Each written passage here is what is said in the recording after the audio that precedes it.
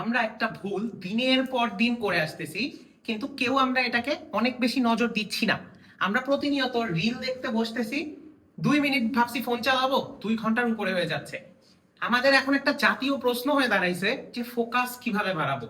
So এইটার জন্য আজকে আমি তোমাদের সাথে 3টা টিপস শেয়ার করব। সো প্রথমে যে জিনিসটা আমার কাছে মনে হয় আমাদের এখন বর্তমানে ন্যাশনাল এনিমি, যেটা হলো ফোনের নোটিফিকেশনস। ফোনের নোটিফিকেশনস। এখন এই ফোনের নোটিফিকেশনস এর কারণে যে প্রবলেমটা হয় যে আমরা ফোন চালাচ্ছি চালাচ্ছি চালাচ্ছি, পরীক্ষার আগের দিন পর্যন্ত এটা হয় যে ফোনের নোটিফিকেশন একটা টিং শব্দ শুনে আমি দেখতে গেছি যে আমার ওই প্রোফাইল পিকচারে কয়টা রিঅ্যাক্ট করলো, আমার পোস্টে কয়টা কমেন্ট করলো। এটা দেখতে গিয়ে কি হচ্ছে, আমরা পড়ালেখা করতে পারতেছি না। সো এইটার জন্য প্রতিকারের উপায়টা কি? তুমি ফোনের নোটিফিকেশন কি করবা? ফার্স্ট অফ অল অফ করে রাখবা। এন্ড সব থেকে ভালো কি হয়, ফোনকে যত দূরে রাখা যায়, যত দূরে রাখা যায় তত দূরে রেখে ফোনের সাথে সব ধরনের সম্পর্ক ত্যাগ করে দেন তুমি পড়তে বসতে পারো।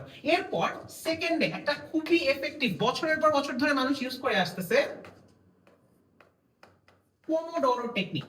সো এইটা অ্যাকচুয়ালি কি দেখবা, আমার প্রতিটা পোস্টে আমি এটা নিয়ে কথা বলি যে তুমি ধরো 50 মিনিট পড়লা, এরপর তুমি 5 মিনিট রেস্ট নিবা।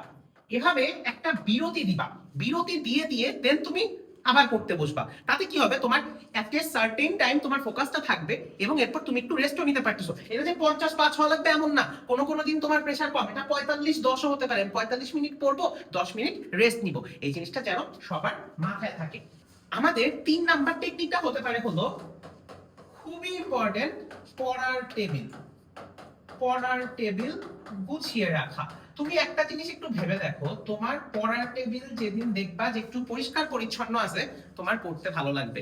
তোমার খাবার যদি পরিষ্কার পরিচ্ছন্ন থাকে, তোমার খেতে ভালো লাগে। তোমার ড্রেস যদি পরিষ্কার পরিচ্ছন্ন থাকে, তোমার যেমন পড়তে ভালো লাগে, বাকিদের তোমাকে ওই ড্রেসে দেখতেও ভালো লাগে। সো পড়ার টেবিল গুছিয়ে রাখলে তোমার কি হবে, অটোমেটিক্যালি তোমার ফোকাস চলে আসবে। এটার জন্য তুমি কি করতে পারো, তোমার আশপাশে যত হাবিজাবি জিনিস আছে, ধরো তুমি আজকে কেমিস্ট্রি পড়তে বসছো, তুমি শুধু কেমিস্ট্রির মেইন বইটা, সাথে একটা এক্সট্রা গাইড বই রাখতে পারো। তুমি যদি এইচএসসি হও, তুমি গাণিতিক রসায়ন রাখতে পারো, এবং সাথে তোমার কলম, পেন্সিল আর কি একটা ঘড়ি রাখতে পারো ম্যাক্সিমাম। এর বাইরে আর কিচ্ছু না ভাই।